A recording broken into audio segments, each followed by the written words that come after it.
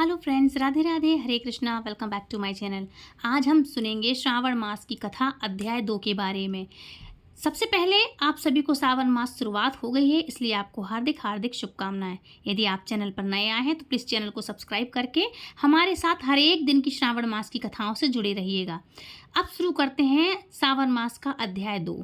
तो सावन मास महात्म्य में दूसरे दिन की कथा भगवान शिव से देवी पार्वती बोली, हे महेश्वर, अगर प्रभास क्षेत्र सभी तीर्थों के श्रेष्ठ हैं तब तो अन्य बहुत तीर्थों के विस्तार से क्या लेना है। प्रभास क्षेत्र का ही महात्म्य बतलाइए। प्रभास क्षेत्र कौन है, उनकी सीमा क्या है और उसका सार तत्व क्या है। प्रभु यह सब आप बताने की कृपा करें। तब भगवान शिव कहने लगे, देवी, सभी क्षेत्रों में प्रभास क्षेत्र मुझे अधिक प्रिय है। प्रभास में उत्तम सिद्धि और परम गति की प्राप्ति होती है। उसके पूर्व भाग में अंधकार का नाश करने वाले स्वामी सूर्य नारायण जी हैं। पश्चिम में माधव जी का स्थान है। दक्षिण में समुद्र और उत्तर में भवानी है। भगवान शिव इस प्रकार सीमा से युक्त वह क्षेत्र 12 योजन का है। इसी का नाम प्रभास क्षेत्र है, जो सब पापों का नाश करने वाला है। उसके मध्य में 5 योजन विस्तृत पीठिका है, जो न्यंग कुमती से पश्चिम, वज्राणी से पूर्व, महेश्वरी से दक्षिण और समुद्र से उत्तर में स्थिर है।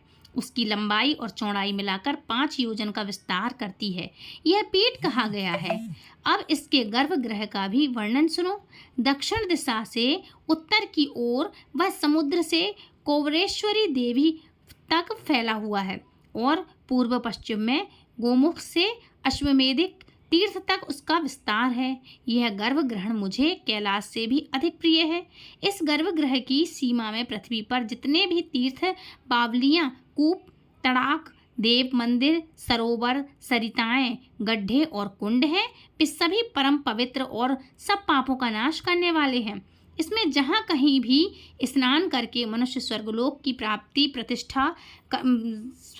में प्रतिष्ठित हो जाता है। इस क्षेत्र का प्रथम भाग महेश्वर कहा गया है, जो कि परम पवित्र है। दूसरा वैष्णव भाग और तीसरा ब्रह्म भाग है। ब्रह्म भाग में 1 करोड़ तीर्थ हैं। वैष्णव भाग में भी 1 कोटि तीर्थ हैं। इन दोनों के मध्य में रुद्र भाग या महेश्वर भाग है। इसमें 1.5 करोड़ तीर्थ हैं। इस प्रकार यह क्षेत्र 3 देवताओं का बताया गया है। यह गोपनीय से भी गोपनीय तथा मुझे विशेष प्रिय है। देवी, सब विभागों को मिलाकर इस क्षेत्र में 3.5 करोड़ तीर्थ हैं। इसकी यात्रा भी 3 प्रकार से की है।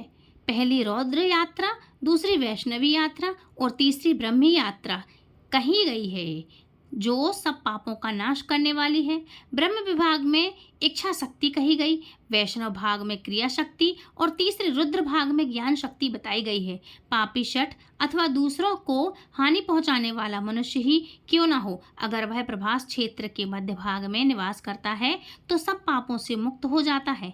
हिमवान, गंधमादन, कैलाश, निषद, परम प्रकाशमय, मेरुगिरी, मनोहर चित्रकूट, महागिरी, मानसरोवर, रमणी, देवोत्थान, नंदनवन तथा स्वर्ग लोक के रमणी तीर्थ और मंदिर, इन सब को छोड़कर प्रभास में ही मेरा मन लगता है। देवी, जो एकाग्रचित होकर प्रभास में संयम पूर्वक निवास करता है, वह तीनों समय भोजन करके भी वायु पीकर रहने वाले तपस्वी के समान पुण्य फल का भागी होता है। जो विघ्नों से आक्रांत होकर भी प्रभास तीर्थ का सेवन नहीं छोड़ता, वह जरा और मृत्यु को त्याग देता है। जन्म के आश्वासन चक्र से अर्थात जीवन मरण के चक्र से मुक्त हो जाता है। जो मनुष्य प्रभास क्षेत्र में निश्चय पूर्वक निवास करते हैं, उनको एक ही जन्म में मोक्ष प्राप्त हो जाता है। जो उत्तम व्रत का पालन करने वाले ब्राह्मण प्रभास क्षेत्र में स्थिर हैं, जो मृत्युंजय मंत्र के साथ शत रुद्रे का जाप करते हैं, उन्हें 6 महीने के भीतर ज्ञान प्राप्त हो जाता है। नाम का पर्याय बताने वाले विद्वान पुरुष शिव कहते हैं। वेद को शत्रुद्र मंत्र शिव स्वरूप वेद का आत्मा है। वेद की आत्मा है, जो प्रभास क्षेत्र में आकर इडय्यम मंत्र से मेरा पूरा पूजन करते हैं, बिना संदेह मुझे मुक्त हो जाते हैं। जो मनुष्य वहाँ संपंत्र और अमंत्र भाव से रहते हैं, अर्थात मंत्र जपे या ना जपे, केवल वहाँ सदा निवास करते हैं, वे जिस गति को पाते हैं वह बड़े बड़े दानों और यज्ञों के करने से भी नहीं मिलती। इस क्षेत्र में स्वयंभू लिंग के स्वरूप में साक्षात हम महेश्वर ही निवास करते हैं। प्रभास में भगवान सोमनाथ के दक्षिण में करोड़ों रुद्र स्थिर हैं। ब्रह्मांड में जितने भी तीर्थ हैं वे सभी वैशाख की चतुर्दशी को सोमनाथ के समीप जाते हैं। प्रभास क्षेत्र में निवास करने वाले पुरुषों के लिए जो सदगति बताई गई है वह ना तो कुरुक्षेत्र में है, ना हरिद्वार में है और ना पुष्कर में है। देव महेश्वर जी का वह गुण गुप्त क्षेत्र 7 योजन है। वहाँ ब्रह्मा और विष्णु आदि देवता तथा असंख्य योगी सनातन भगवान मुझ पर सदा शिव की ही उपासना किया करते हैं। देवी वे सभी मेरे भक्त हैं और मेरी उपासना में तत्पर रहते हैं। संयमशील सन्यासी 8 मास तक भ्रमण करते हैं और 4 मास तक एक जगह प्रभास तीर्थ में नियम ग्रहण करके उन्हें निवास करना चाहिए। एक मनुष्य सोमेश्वर शिव का पूजन करता है तो दूसरा जप करता है, और उन दोनों में ही वही श्रेष्ठ है जो सोमनाथ की पूजा में तत्पर है। जो योग संख्या 5 रात्र तथा अन्य शास्त्रों द्वारा जानने योग्य हैं वे ही शिव प्रभास क्षेत्र में स्थिर हैं। सोमलिंग में ही यह संपूर्ण चराचर जगत स्थिर है, इसलिए उस लिंग में सदा महेश्वर जी यत्न पूर्वक पूजन करना चाहिए। मनुष्य मानव बुद्धि के अनुसार जो कुछ भी अशुभ कर्म कर बैठता है वह श्री सोमनाथ जी के पूजन से विलीन हो जाता है। वेदवादी पुरुष जिन्हें कालाग्नि रुद्र कहते हैं वे ही भैरव नाम से प्रभास क्षेत्र में स्थिर हैं। मैं ही भैरव रूप धारण करके सब पापों का नाश करता हूँ। अग्नि मिले इस मंत्र के द्वारा जिसके प्रभास का वर्णन हुआ है वही मैं प्रभास क्षेत्र में अग्निमील नाम धारण करता हूँ। जिसके सिवा सब देवताओं ने मेरा वहाँ नाम कालाग्नि रुद्र भी रखा हुआ है। मेरा एक नाम अग्निशान भी है और इस प्रकार 3 नाम बताए जाते हैं। प्रत्येक कल्प में जो मेरे नाम होते हैं उनकी गणना नहीं की जा सकती, क्योंकि कल्प और ब्रह्म असंख्य हैं। इस प्रकार यह सोमेश्वर देव का रहस्य परम गोपनीय है। देवी आपके प्रति स्नेह होने से ही और आपकी भक्ति के कारण ही यह सब बातें मैंने तुमसे कही हैं। पुरुष, स्त्री, बालक, वृद्ध, नपुंसक, चांडाल, मलेच्छ, मूर्ख तथा अन्य जो भी निंदित मनुष्य इस पृथ्वी पर निवास करते हैं वे सब अगर प्रभास तीर्थ में मृत्यु को प्राप्त हो जाते हैं तो मुक्त हो जाते हैं। वहाँ मैंने दक्षिण भाग में विश्वनाथ की और उत्तर में दंडपाणी की स्थापना की है। वे दोनों इस क्षेत्र में रक्षा करते हैं। अनन्यास गणाध्यक्ष भी मेरी आज्ञा के अधीन होकर इस क्षेत्र की रक्षा करते हैं। उनके नाम इस प्रकार हैं, ध्यानपूर्वक सुनो।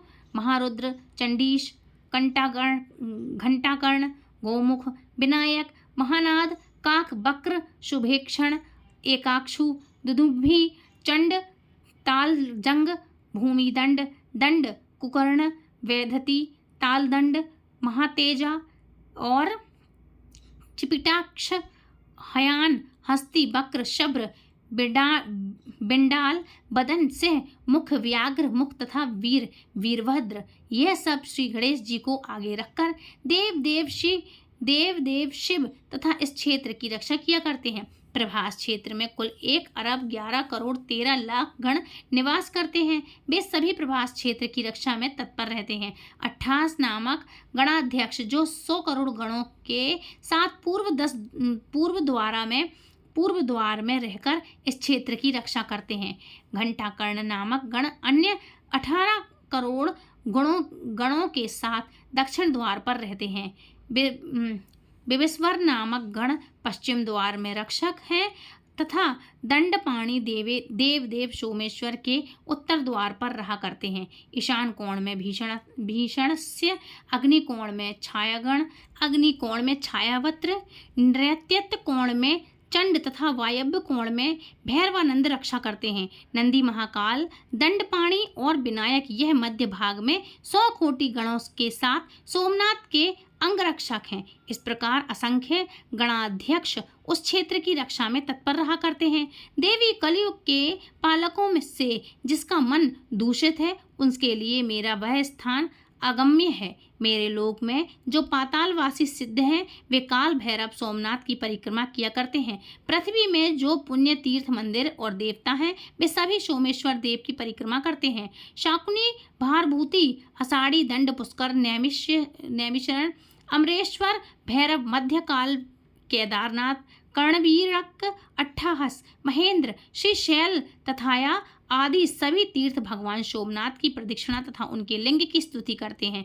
जहाँ प्राची सरस्वती है वहाँ 10 सहस्त्र अरब तथा 3 करोड़ ऋषि निवास करते हैं। जो मनुष्य यहाँ अपने पाप नाशक के लिए स्नान करेंगे उन्हें 10 गोदान का पुण्य प्राप्त होगा। मतलब जो यहाँ स्नान करेंगे उन्हें 10 गोदान का पुण्य प्राप्त होगा।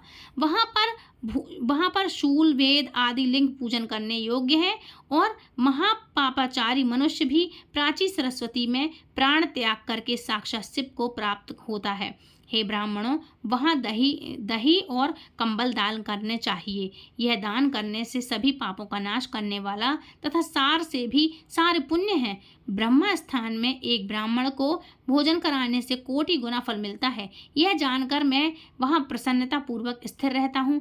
कलयुग में वहाँ सभी तीर्थ अदृश्य होकर रहते हैं। मनोहर प्रभास क्षेत्र में जहाँ सोमनाथ जी स्थिर हैं वहाँ मेरे 2 गण अभ्रम और सभ्रम रहते हैं। वे वहाँ रहने वाले दुष्ट लोगों के मन में भ्रम और विभ्रम उत्पन्न कर देते हैं। इस प्रकार वे दुष्ट चित्त वाले प्राणियों से उस क्षेत्र की रक्षा करते भी हैं और जो श्रेष्ठ मनुष्य इस तीर्थ में भक्ति पूर्वक दंड पाणी का दर्शन करते हैं उन्हें किसी प्रकार का कोई विघ्न प्राप्त नहीं होता। ब्राह्मण, क्षत्रिय, शूद्र, वैश्य तथा कर्ण संकर इच्छा या अनिच्छा से उस शुंभ क्षेत्र के भीतर मृत्यु को प्राप्त होते हैं। वे सभी मेरा सारूप्य प्राप्त करके मेरे दिव्य धाम में चले जाते हैं। मेरु 7 द्वीपों तथा 7 समुद्रों के गुणों का वर्णन किया जा सकता है, परंतु आदिदेव सोमेश्वर शिव के गुणों का वर्णन 100 कोटि वर्षों में भी नहीं किया जा सकता। जय भोलेनाथ। तो फ्रेंड्स, ये था दूसरा अध्याय जो कि समाप्त हुआ है दूसरे ही अध्याय में। तो अभी हमने सुना है भगवान शिव के प्रारंभिक भगवान में जो शिव के चरित्र की झलक पाई है। अब इसी का दूसरा अध्याय एक और है, वो मैं आपको शुरू करती हूँ, सुनाती हूँ। तो आज हम आगे बढ़ेंगे उनकी दिव्यता की अगली परतों की ओर। मतलब भगवान कैसे हैं, क्या करना चाहिए। हर दिन इस श्रृंखला को निरंतर सुनना आपके भीतर शिव तत्व की अनुभूति को प्रगाढ़ बनाएगा। ये शिव जी अभी कह रहे थे माता पार्वती से, अब शिव जी और क्या कहते हैं, अब हम शिव जी के बारे में और जानेंगे। ये भी अध्याय 2 है। तो कथा का आरंभ करने से पहले भगवान शिव से प्रार्थना करेंगे कि हे भगवान, हमें अहंकार, मोह, क्रोध, दोषों से मुक्त करें और इस कथा को केवल कानों से नहीं हमारे हृदय से हम सुन सकें, ऐसी कृपा आप हम पर कीजिए। महादेव जी अब किसको कह रहे हैं, अब सूत जी को कह रहे हैं। अभी किसको बोल रहे थे सब बातें, अभी देवी पार्वती को सुना रहे थे। अब ये दूसरा अध्याय है सावन मास का शिव महापुराण का दूसरा अध्याय में महादेव जी अब सूत जी से कह रहे हैं कि शौनक जी, जो श्रावण, कीर्तन और मनन इन तीनों साधकों के अनुष्ठान में सामर्थ्य ना हो, वो भगवान शंकर के लिंग और मूर्ति की स्थापना करके नित्य उनकी पूजा करे तो संसार सागर से पार हो सकता है। वंचना अथवा छल न करते हुए अपनी शक्ति के अनुसार धनराशि ले जाए और उसे शिवलिंग अथवा शिव मूर्ति की सेवा के लिए समर्पित कर दे। साथ ही निरंतर उस लिंग और मूर्ति की पूजा भी करे। उसके लिए भक्ति भाव से मंडप, गोपुत्र, तीर्थ, मठ और क्षेत्र की स्थापना करे और उत्सव रचाए। वस्त्र, गंध, पुष्प, धूप, दीप, पुए और शाक आदि व्यंजनों से युक्त भांति भांति के भक्ष्य भोजन अन्न नैवेद्य के रूप में समर्पित करे। छत्र, ध्वजा, व्यंजन, चांवर तथा अन्य अंगों सहित राजोपचार की भांति सब सामान भगवान शिव के लिंग और मूर्ति को चढ़ाए। प्रदक्षिणा, नमस्कार तथा यथाशक्ति जप करना चाहिए। आवाहन से लेकर के विसर्जन तक सारा कार्य प्रतिदिन भक्ति भाव से संपन्न करें। इस प्रकार शिवलिंग अथवा शिव मूर्ति में भगवान शंकर की पूजा करने वाला पुरुष श्रवण आदि साधनों का अनुष्ठान ना करे तो भी भगवान शिव की प्रसन्नता से सिद्धि प्राप्त कर लेता है इंसान। पहले के बहुत से महात्मा पुरुष लिंग और शिव मूर्ति की पूजा करने मात्र से ही भव बंधन से मुक्त हो जाते थे। तब ऋषियों ने पूछा, मूर्ति में ही सर्वत्र देवताओं की पूजा होती है, लिंग में नहीं, किंतु भगवान शिव की पूजा सब जगह मूर्ति में और लिंग में भी क्यों की जाती है? शौनक जी के इस प्रश्न को सुनकर सूत जी ने कहा, हे मुनीश्वरों, तुम्हारा यह प्रश्न तो बड़ा ही पवित्र और अत्यंत अद्भुत है। इस विषय में महादेव जी ही वक्ता हो सकते हैं, दूसरा कोई पुरुष भी और कहीं भी इसका प्रतिपादन नहीं कर सकता। इस प्रश्न के समाधान के लिए भगवान शिव ने जो कुछ भी कहा है उसे तुम ध्यान पूर्वक सुनो। गुरुजी के मुख से जिस प्रकार सुना है उसी तरह क्रमशः वर्णन करूंगा। एकमात्र भगवान शिव ही ब्रह्मा रूप होने के कारण निष्कल अर्थात निराकार कहे गए हैं। रूपवान होने के कारण उन्हें सकल भी कहा गया है, इसलिए वे सकल और निष्कल दोनों ही हैं। शिव के निष्कल निराकार होने के कारण ही उनकी पूजा का आधारभूत लिंग भी निराकार ही प्राप्त हुआ है, अर्थात शिवलिंग शिव के निराकार स्वरूप का प्रतीक है। इसी तरह शिव के सकल या साकार होने के कारण उनकी पूजा का आधारभूत विग्रह साकार प्राप्त होता है, अर्थात शिव का साकार विग्रह उनके साकार स्वरूप का प्रतीक होता है। सकल और अकल अर्थात समस्त अंग आकार सहित साकार और अंग आकार से सर्वथा रहित निराकार रूप होने से ही वे ब्रह्म शब्द से कहे जाने वाले परमात्मा हैं। और यही कारण है कि सब लोग लिंग जो कि निराकार माना जाता है और मूर्ति जिसे साकार कहते हैं, दोनों में ही सदा भगवान शिव की पूजा करते हैं। शिव से भिन्न जो दूसरे देवतागण हैं वे साक्षात ब्रह्म नहीं हैं, इसलिए कहीं भी उनके लिए निराकार लिंग नहीं उपलब्ध होता। पूर्व काल में बुद्धिमान पुत्रवान सनत कुमार मुनि ने मंदराचल पर नंदिकेश्वर से इसी प्रकार का प्रश्न किया था। सनत कुमार जी ने कहा था, हे भगवान शिव से भिन्न जो देवता हैं उन सब की पूजा के लिए चारों ओर प्रायः वेर अर्थात मूर्ति मात्र ही अधिक संख्या में देखा और सुना जाता है। केवल भगवान शिव की ही पूजा में लिंग और बेर दोनों का ही उपयोग देखने में आता है। अतः कल्याणमय नंदिकेश्वर इस विषय में जो कुछ भी तत्व की बात हो उसे मुझे इस प्रकार बतलाइए जिससे मुझे अच्छी तरह से समझ में आ जाए। तब नंदिकेश्वर ने सनत कुमार को समझाते हुए कहा कि हे निष्पाप ब्रह्म कुमार, आपके इस प्रश्न का हम जैसे लोगों के द्वारा कोई उत्तर नहीं दिया जा सकता, क्योंकि यह गोपनीय विषय है और लिंग साक्षात ब्रह्म का प्रतीक है। यथापि आप शिव भक्ति है, इसलिए इस विषय में भगवान शिव ने जो कुछ भी बताया है उसे ही आपके समक्ष कहता हूँ। भगवान शिव पर ब्रह्म स्वरूप और निष्कल अर्थात निराकार हैं, इसलिए उन्हीं की पूजा में निष्कल लिंग का उपयोग होता है। संपूर्ण वेदों का भी यही मत है। तब सनत कुमार कहने लगे, महाभाग योगेंद्र, अपने भगवान शिव और दूसरे देवताओं के पूजन में लिंग और मूर्ति के प्रचार का जो रहस्य विभाग पूर्वक बताया है वह अर्थात है, इसलिए वो अथाह है। इसलिए लिंग और मूर्ति आदि की उत्पत्ति का जो उत्तम वृतांत है उसी को मैं इस समय सुनना चाहता हूँ। लिंग के प्राकट्य का रहस्य सूचित करने वाला प्रसंग मुझे सुनाइए। इसके उत्तर में नंदिकेश्वर ने भगवान महादेव के निष्कल स्वरूप लिंग के आविर्भाव का प्रसंग सुनाना प्रारंभ किया।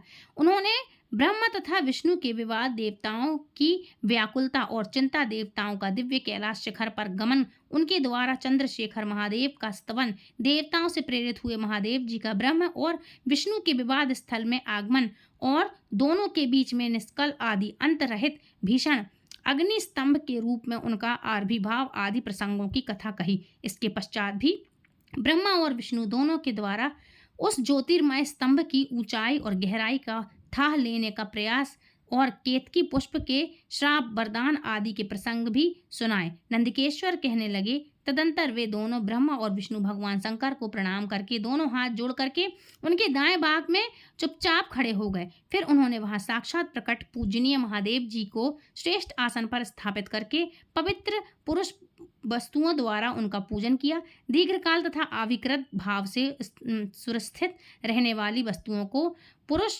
वस्तु कहते हैं और अल्पकाल तक ही टिकने वाली क्षणभंगुर वस्तुएं प्राकट वस्तुएं कहलाती हैं। इस तरह वस्तु के यह दो भेद जानने चाहिए, अर्थात किन किन पुरुष वस्तुओं से उन्होंने भगवान शिव का पूजन किया। यह बताया जाता है कि हार, नपुर, केयूर, किरीट, मणिमय कुंडल, यज्ञोपवीत, उत्तरी वस्त्र, पुष्पमाला, रेशमी वस्त्र, हार, मुद्रिका, पुष्प, तांबूल, कपूर, चंदन और अंगू का अनुलेप, धूप, दीप, श्वेत छत्र, व्यंजन, ध्वजा चावर तथा अनन्याय दिव्य उपहारों द्वारा, जिनका वैभव वाणी और मन की पहुँच से परे था, जो केवल पशुपति अर्थात परमात्मा के ही योग्य थे और उन्हें पशु कदापि नहीं पा सकते थे।